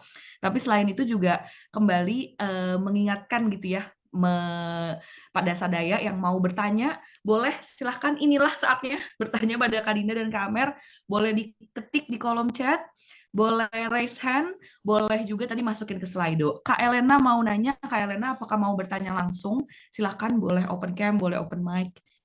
Kalau nggak bisa open cam juga nggak apa-apa. Silahkan Kak Elena. Halo Kak, mohon izin nggak open cam ya. Langsung Oke, Kak. perkenalkan nama saya Elena. Terima kasih atas kesempatannya gitu. Terima kasih juga atas materinya yang ya obrolan yang keren juga dari kakak-kakak semuanya gitu. Saya mau nanya kayak gimana cara kita untuk turut menggerakkan orang dan meyakinkan bahkan juga untuk diri sendiri kalau Green Jobs itu punya tujuan keberlanjutan yang juga menyejahterakan dalam tanda kutip gitu. Sebab kalau saya kemarin sempat tergabung di NGO yang geraknya di Green Jobs juga gitu. Nah, akhirnya tuh ujung-ujungnya kayak gulung tikar atau enggak kalau misalkan mereka tetap jalan, ya pada akhirnya suntikan dana mereka tuh mengandalkan dari pihak-pihak luar negeri gitu, kayak misalkan Caritas Kanada dan seterusnya gitu-gitu. Nah, jadi ingat juga kayak apa namanya? Misalkan banyak di luar sana orang-orang yang mencoba untuk terjun di green jobs, meskipun mereka dalam skala kecil kayak mengupayakan untuk di lahan mereka sendiri. Misalkan saya pernah lihat ada satu reels di Instagram, ada orang yang marah-marah karena dia bertahun-tahun untuk ngelola sampah di desa-desa sekitarnya, tapi kayak nggak ada bantuan sama sekali dari pemerintah. Sedangkan dia tuh kayak sudah mengupayakan sekali untuk sampah-sampah di sana itu supaya bisa dikelola dengan baik gitu, nggak langsung dibuang begitu aja gitu. Atau mungkin gerakan-gerakan yang sudah kita lihat di media sosial kayak penawaran dan seterusnya gitu-gitu. Jadi kayak itu kan mereka kuat karena dilirik, sedangkan orang-orang yang kecil yang mereka nggak punya akses untuk kayak nge-reach orang-orang seperti Pandawara, mungkin mereka akan akhirnya kayak berhenti juga gitu atau kayak hopeless gitu. Nah, terus juga sementara kayak lembaga-lembaga yang mengaku green biasanya juga ada yang tetap apa ya, tetap bekerja sama dengan pihak-pihak yang justru malah dalam tanda kutip merusak lingkungan gitu. Kayak katakan dia lembaganya, oh ini green banget nih kelihatannya gitu. Ternyata di baliknya dia juga masih ketergantungan dengan dana-dana dari pihak yang merusak alam gitu. Entah itu ya yang bisa disebutkan juga sih kayak gitulah intinya. Apakah kita memang nggak bisa benar-benar lepas dan dalam tanda kurung tuh ketergantungan dari hal-hal yang berseberangan itu gitu. Menurut kakak-kakak sendiri gimana gitu? Ya sebenarnya kayak kalau yang dibilang Kak Dinda juga kan saya jadi ingat juga kata Pak Anies gitu, kalau misalkan dunia ini berjalannya ke depan gitu. Kalau misalkan yang dulunya korupsi, nanti dunia itu akan bergerak ke yang korupsi gitu. Atau orang-orang yang dulunya hidupnya kayak sembarangan, sekarang mungkin akan beralih ke lebih apa ya, hal-hal yang lebih baik gitu. Kayak misalkan mulai sadar gitu, oh ternyata hujan ini udah mengandung mikroplastik dan seterusnya kayak gitu-gitu. Apakah ini memang bentuk dari proses atau ya kayak gimana? Ya itu sih pertanyaan saya tentang meyakinkan untuk terjun di green jobs, dan yang kedua itu soal gimana menanggapi lembaga-lembaga yang demikian gitu. Kayak apakah kita memang nggak bisa mandiri gitu, tergantung atau bagaimana sebagai kakak-kakak yang sudah terjun di green jobs gitu. Terima kasih. Thank you Kak Elena. Jadi tadi pertanyaannya soal menggerakkan orang dan diri sendiri terhadap tujuannya green jobs dan bagaimana bertahan dan mandiri gitu ya Kak. Silakan, mau siapa dulu nih Kak? Oh, dari aku boleh deh. Silakan Kak. Iya, tadi soal bagaimana kita bisa berjuang dan apa ya, bisa sustain kali ya. Kayak tadi kan dari Kak Elena bilang banyak perusahaan, banyak organisasi yang pada akhirnya gulung tikar kalau menurut saya kita nggak bisa bergerak dalam jumlah yang kecil gitu, karena pada akhirnya kita Oke, nggak apa-apa. halo sorry tiba-tiba Halo, Kak? aku out. Iya, terlempar ya Kak. Sudah aman? Aman sekarang udah aman ya. Silakan. Semoga nggak lempar lagi. Ya, jadi tadi aku bilang menurut aku kita tuh nggak bisa bergerak dalam ini secara individu gitu atau dalam ruang lingkup yang kecil. Jadi kita memang harus pada akhirnya bekerja sama dengan pihak-pihak lain yang memang punya tujuan yang sama. Karena pada akhirnya kalau misal kita bergerak dalam ruang lingkup kecil, pasti kita nggak kelihatan atau nggak kedengeran. Gitu. Memang dalam isu ini menurut aku kita memang perlu bikin gaung yang besar gitu supaya nanti pada akhirnya punya dampak yang besar juga gitu. Atau minimal bisa didengar sama pemegang apa namanya orang-orang kayak misal pemerintah atau apa gitu. Karena kita pada akhirnya kan ketika kita mau melakukan perubahan pasti urusannya sama ini kan pemerintah juga kan, karena selaku pihak yang apa regulatornya gitu loh. Jadi kan misalnya kayak Pandarawan gitu kan mereka udah cukup gede ya, mereka udah banyak support dari masyarakat juga. Nah, itu baru bisa pada akhirnya dilirik sama pemegang apa tadi regulatornya itu yaitu pemerintah. Kalau misalnya kayak saya ini sendiri gitu ya, saya mau bersihin semua got yang ada di Denpasar gitu, nggak bisa gitu. Pertama capek pasti ya, kedua saya nggak cukup kuat secara jumlah dan suara gitu, pasti harus ada support dari komunitas sekitar juga gitu. Jadi itu sih yang pada akhirnya ujung-ujungnya duit ya, kita butuh duit juga ya gitu. Kalau misalnya nggak ada duit kan susah gitu. Jadi kita butuh banyak yang butuh funding gitu. Nah, nyari fundingnya kadang memang apa kayak tadi misalnya kita butuh bantuan dari pihak-pihak berseberangan gitu. Nah, itu yang sulitnya sekarang kayak gitu, yang pihak berseberangan itu yang sebenarnya duitnya banyak gitu. Tapi secara etika, secara moral kita harusnya nggak bekerja sama dengan mereka kan. Gitu. Tapi saya sempat mikir kalau misalnya kita bisa memanfaatkan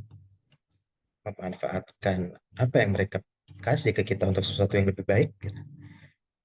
Ini cukup dilematis sebenarnya gitu loh.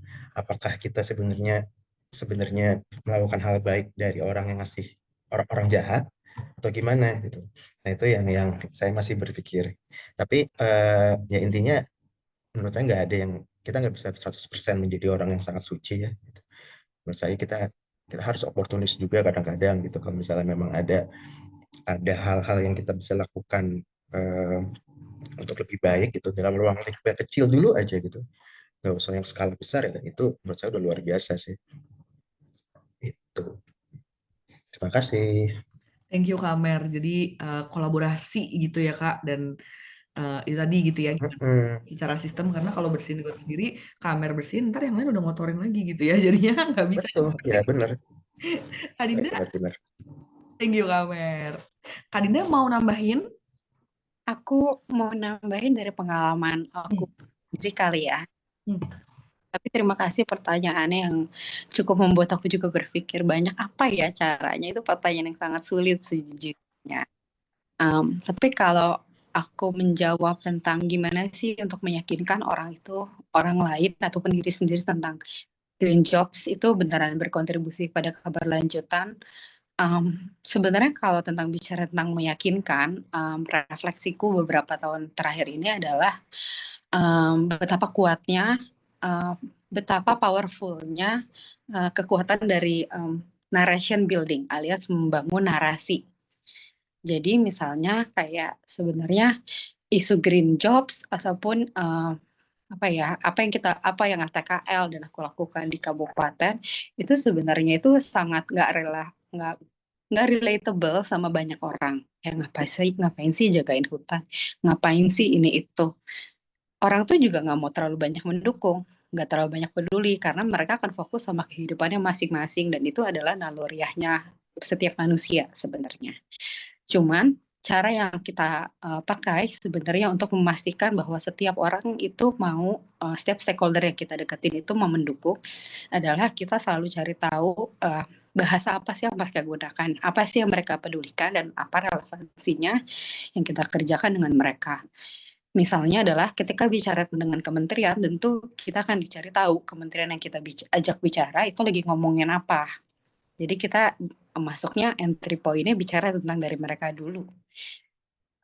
Terus ketika bicara tentang orang-orang di sekitar kita, tentu kita nggak akan bisa bahas tentang kayak green jobs itu penting buat aku. Pertarungannya itu nggak tentang membuat mereka percaya tentang green jobs, tapi tentang misi yang dibawa kantorku itu sendiri.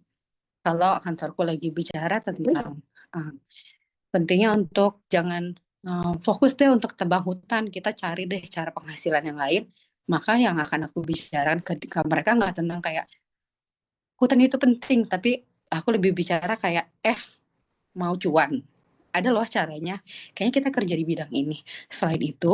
Selain ini profitable, ini bisnisnya, ini kayaknya akan juga punya benefit bahwa kalau kita ngebuka tuh daerah, kita masih bisa aman ya anak cucu gitu kalau dia punya anak, jadi kan bisa lebih relatable tuh kayak gitu. Kalau ke orang muda ngasih tahu bahwa jadi petani sekarang tuh keren banget. Itu tuh jadi modal kalau mau punya pacar, itu kayak alih-alih lu nunjukin motor, kasih tahu lu punya sawah, sertifikatnya. Kurang mapan apa gitu, kurang keren apa. Jadi kayak narration building, membangun narasi-narasi dan menggunakan terminologi yang sesuai, itu tuh lumayan penting. Dan itu juga mempengaruhi tentang bagaimana nanti kita bisa melakukan fundraising sebenarnya.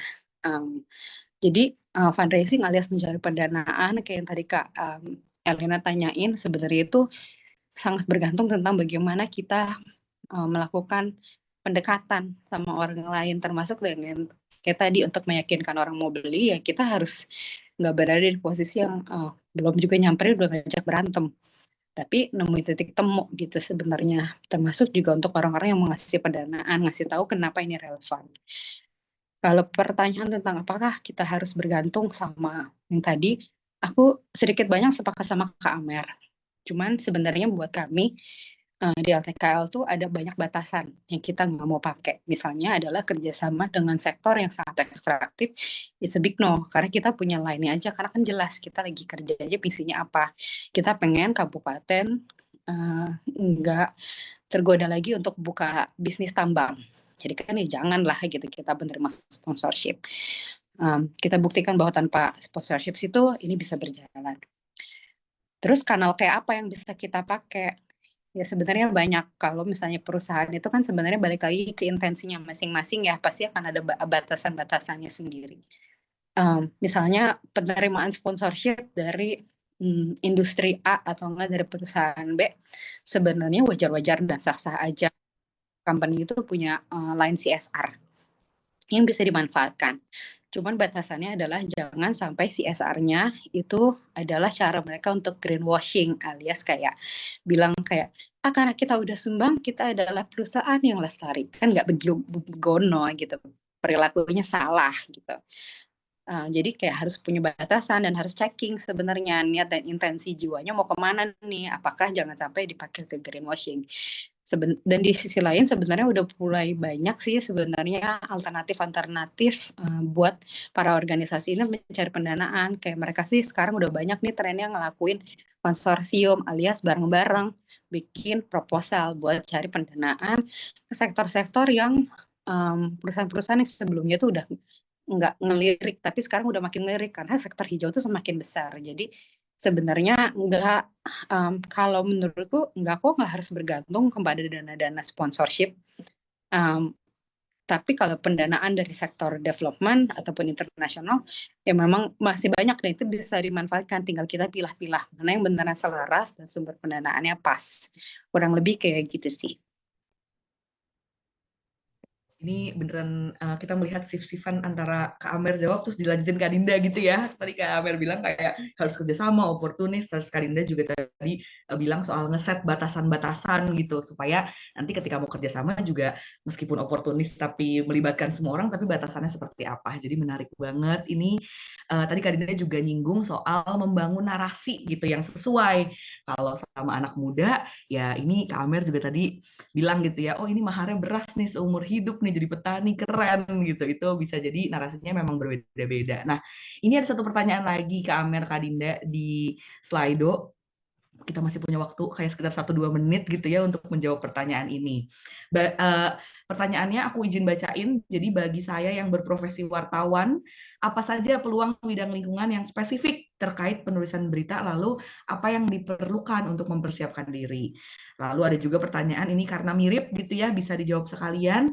Gimana dunia kepenulisan atau literasi dapat memberikan kontribusi nyata di ekosistem green job dan langkah apa yang bisa diambil. Jadi ini kayaknya lumayan nyambung nih sama tadi Kak Dinda cerita soal membangun narasi gitu. Boleh nih, ini mau dari Kak Dinda, dari Kak Amer, silakan. Dari siapa? Kak Dinda mau menjawab, Kak Dinda? Boleh. Aku tapi skip pertanyaan yang kedua. Yang kedua itu tentang dunia kepenulisan atau literasi memberikan kontribusi nyata di ekosistem green job, Kak. Jadi yang satu tadi profesi wartawan, itu bidang lingkungan yang spesifik penulisan kita gimana gitu ya. Kalau yang kedua tuh penulisan atau literasi, Kak. Sebenarnya berarti pertanyaan tentang wartawan dan ini tuh sama ya, sebetulnya agak mirip gitu, bukan sama.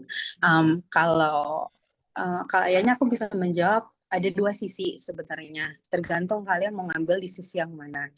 Sisi yang satu adalah kalian pengen jadi front face alias kayak muka depannya dari narator dan juga writernya.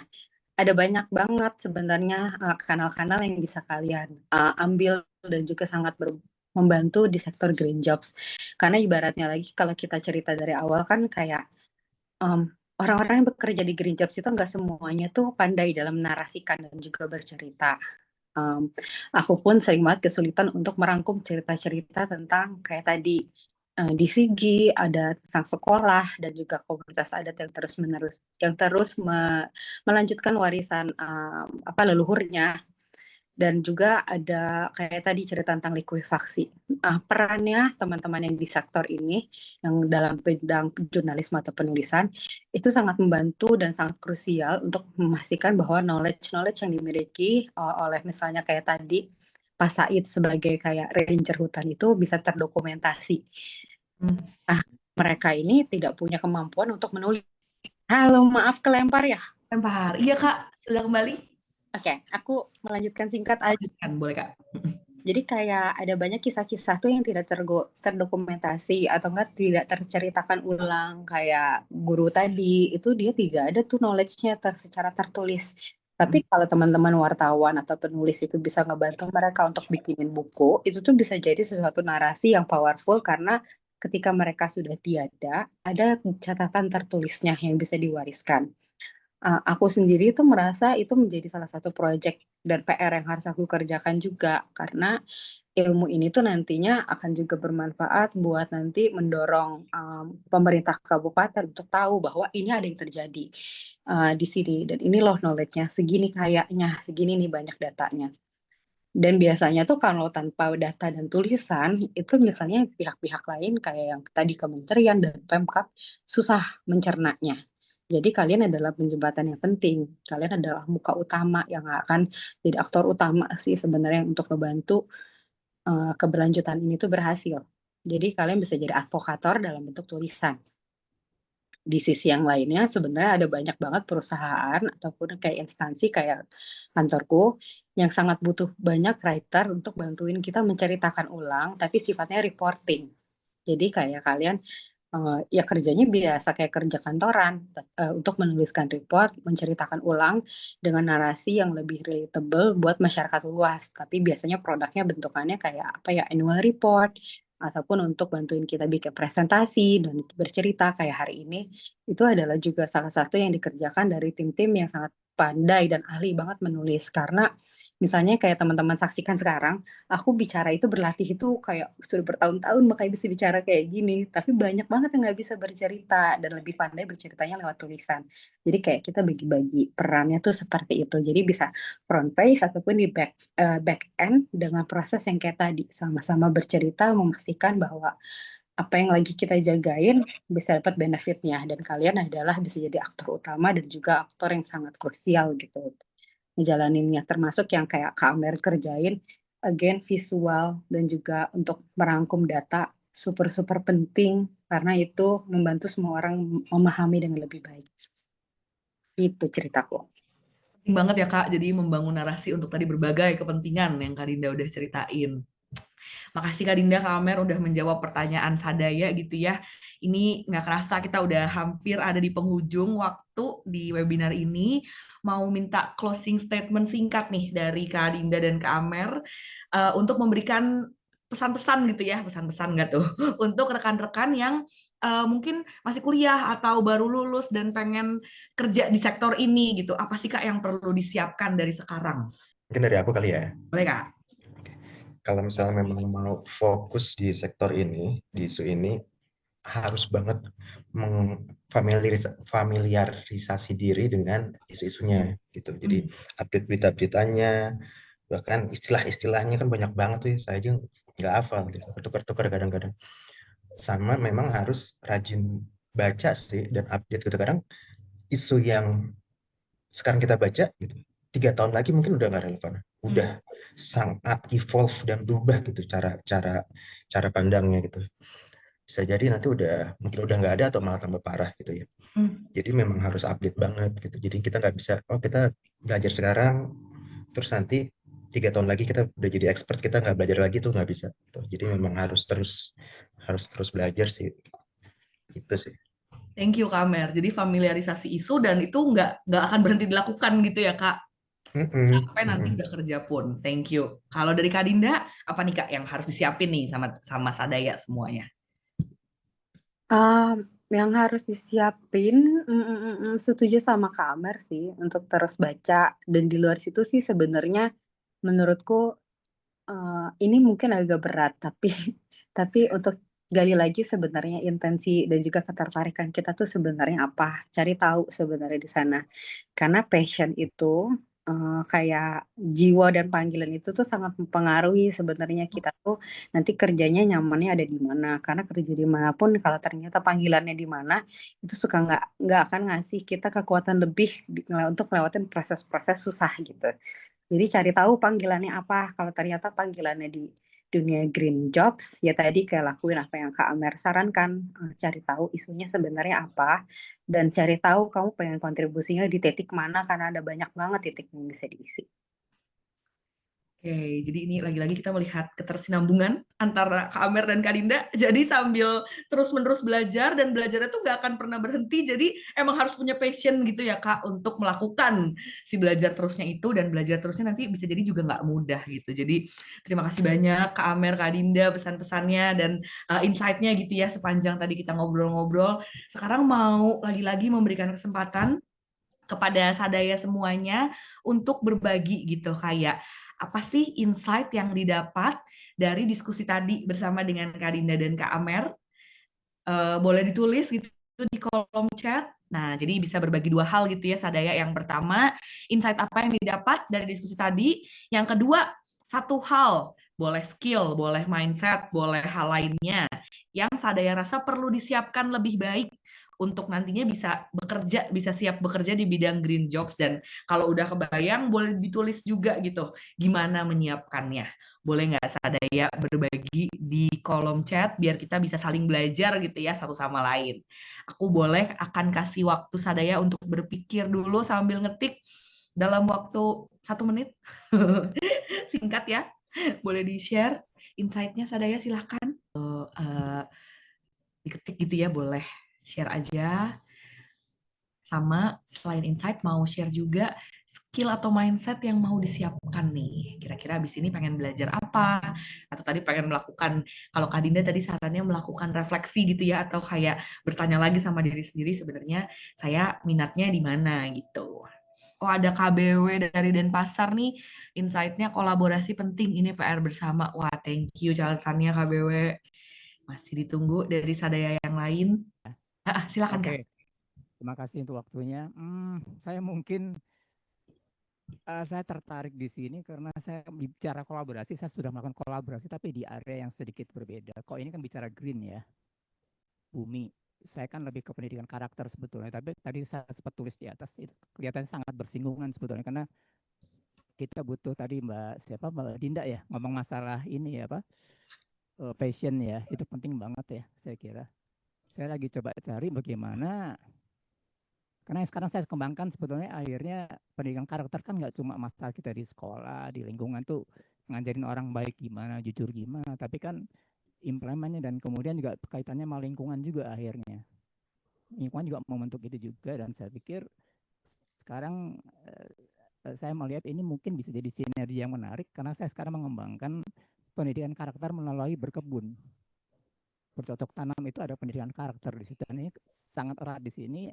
Apa sih yang kita bisa lakukan dengan bicara hijau tuh di Indonesia? Karena ini kan kita nggak bicara cuma katakanlah Jawa atau daerah timur, atau kan Indonesia luas banget ya sebetulnya. Jadi kegiatan saya ini cukup lama, dan itu apa ya, kalau saya bilang kolaborasi karena ini bicara pendidikan karakter tuh saya bisa menghimpun hampir sekitar 90 komunitas berbagai profesi untuk sama-sama bicara di sini, dan kita nggak saling menggurui tapi kita saling belajar bersama di situ, yang akhirnya kita tiap tahun bisa evaluasi apa yang kita lakukan. Dan bahasa tiap daerah bisa beda juga karena kepentingannya dan situasinya beda-beda juga. Jadi rasanya gandingan ini penting banget supaya kita tahu. Kayak kita bikin ini deh, mungkin semua tahu ya pastel ya, gambar ya. Tiap pastel kan ada potongannya tuh. Kita cari irisan yang ketemunya aja, mungkin ketemu tuh. Jadi keren kita. Bineka Tunggal Ikanya dapat mungkin. Yang awan putih, yang bunga merah, yang daun hijau tuh kalau kita ketemu irisannya akan jadi satu bentuk yang bagus. Nah, gimana ini bisa jadi sinergi atau pasal yang menarik Indonesia dengan hijaunya, dengan buminya, dengan karakternya. Kira-kira seperti itu mungkin. Gitu. Terima kasih. Nah.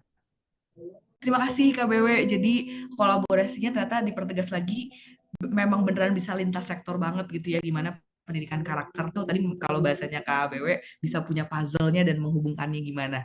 Terima kasih KBW insight-nya, dan terima kasih udah hadir dan berbagi di sini juga. Terima kasih juga buat info-infonya loh, menarik, keren-keren teman-teman semua. Siap. Terima kasih KBW. Kak Tiwi boleh cerita nggak insight-nya? Apakah Kak Tiwi bisa open mic? Halo Kak. Halo Kak, silakan Kak. Kedengaran gak ya? Aman.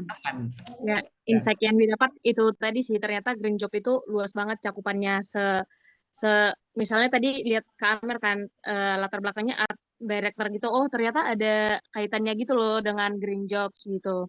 Terus yang paling dapat insight tadi juga karena dari awal juga Kak Dinda kayak menekankan kan kayak kita tuh harus ada passionnya dan tahu panggilan jiwa kita di mana supaya nanti dalam menjalani emang kalau Green Jobs-nya itu panggilan jiwa kita, jadi kita bisa tahan mental gitu untuk menjalaninya gitu. Itu sih yang dapat Kak. Terima kasih. Oke, terima kasih Kak Tiwi dan terima kasih juga Sadaya yang udah berbagi gitu ya. Menarik-menarik banget insight-nya di kolom chat. Jadi kita bisa sambil baca-baca juga gitu ya. Apa ada insight apa aja sih dari rekan-rekan Sadaya yang belajar bareng sama kita. Kayaknya masih ada satu orang lagi nih waktunya bisa untuk satu orang lagi berbagi gitu ya Sadaya.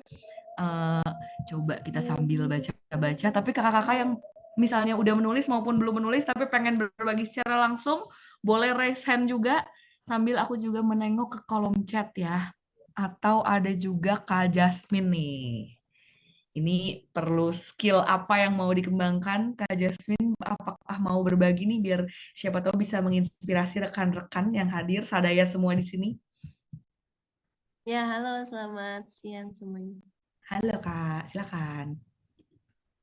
Ya, aku mau sharing sedikit aja sih, karena memang aku bekerja di sektor Green Job dari Yayasan Kiara Konservasi Ekosistem Alam Nusantara yang background-nya itu bergerak di bidang pelestarian owa Jawa, primata Jawa, primata endemik yang ada di Pulau Jawa. Dan kebetulan site kami itu memang ada di Taman Nasional Gunung Halimun Salak, dan di mana di sana kita juga nggak cuma melestarikan owa Jawa, tapi juga ada unsur manusianya di sana yang harus kita ajak kolaborasi bersama. Aku sih dapat insight menarik dari materi hari ini karena ternyata banyak juga teman-teman yang sama-sama juga punya ketertarikan gitu dalam isu lingkungan, dan aku sudah bekerja mungkin sekitar 2 tahun di bidang ini, jadi emang berasa kalau dulu tuh masih sebelum masuk atau berkecimpung dalam bidang itu kayak oh iya seru gini-gini, terus seru ya misalkan, atau kelihatannya mudah gitu dan gampang, ternyata ya memang setelah kita terjun itu banyak yang harus kita pikirkan dan pastinya butuh kolaborasi dari berbagai pihak karena kebutuhan untuk melakukan proyeknya itu tetap butuh dari banyak sudut pandang dan keahlian gitu sih. Ya. Makasih insight-nya Kak Jasmine. Jadi tadi mengkonfirmasi juga gitu ya diskusi kita bahwa memang perlu banget ketahanan gitu karena pada perjalanannya juga banyak tantangan-tantangan gitu ya. Tadi Kak Jasmine juga cerita setelah 2 tahun menjalani. Thank you Kak udah sharing ceritanya. Sadaya semua boleh. Thank you Kak Jasmine.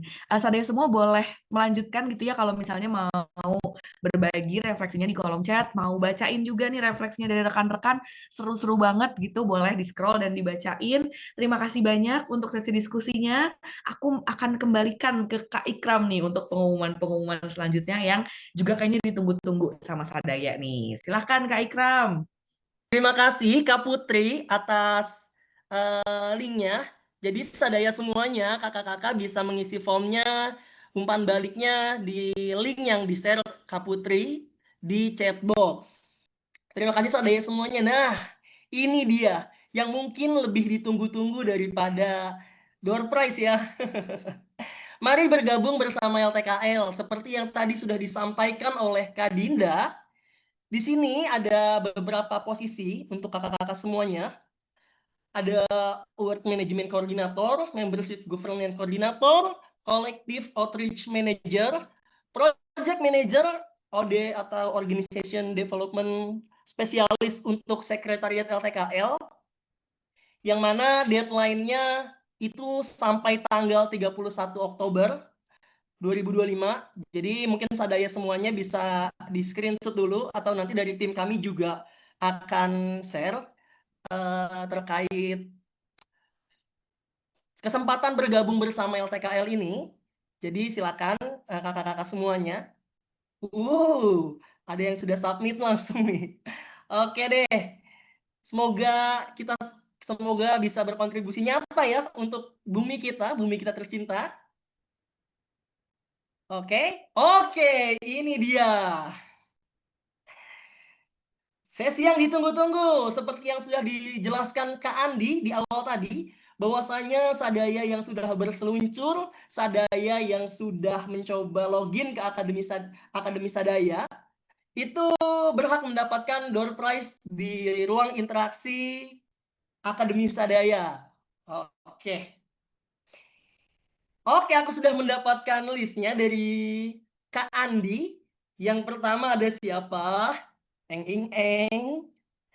Ada Kak Tiwi dari Bekasi. Silakan Kak Tiwi, boleh open cam. Yeay, oke. Tenang saja, sadaya semuanya. Masih ada satu lagi, yaitu Karimatus Saadah. Apakah ada Kak Karimatus Saadah? Kak Arima. Oke, terima kasih. Untuk sadaya yang belum mendapatkan door prize, jangan berkecil hati. Insya Allah nanti akan ada door prize menarik lainnya. Jadi tetap update info terkait Akademi Sadaya bisa di webnya dan juga di Instagramnya @akademisadaya. Yang belum follow silakan follow. Karena akan ada update terus terkait Akademi Sadaya maupun ruang interaksi seperti ini. Oke, terima kasih kakak-kakak Sadaya semuanya telah mengikuti ruang interaksi Akademi Sadaya yang keempat ini. Sampai saya Ikram sebagai host pada pagi hari sampai siang hari ini izin pamit undur diri. Sampai bertemu di kesempatan baik berikutnya. Dadah. Terima kasih semua. Terima Terima kasih kasih. semua. Terima kasih. Terima kasih semua. Hostnya keren.